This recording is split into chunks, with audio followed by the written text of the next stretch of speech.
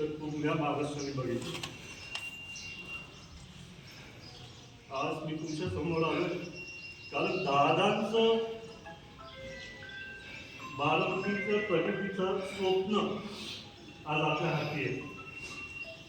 त्याच्यासाठी आपल्याला सर्वांना, सगळ्याच आपल्या कुटुंबाला, जरी बारामतीत नसतील त्यांना आपलं कुटुंब म्हणून, दादाचं कुटुंब म्हणून 23 तारखेला बोलून जास्तीत जास्त मतदान कसं करावं त्याचा प्रयत्न करायला पाहिजे.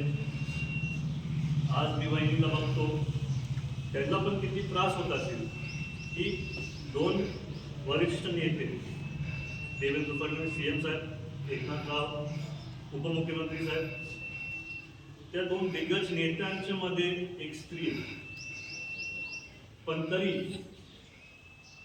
डोळ्यात न पाणी ठेवता वहिनी जसं दादा काम करतात तसं वहिनी काम करत आले.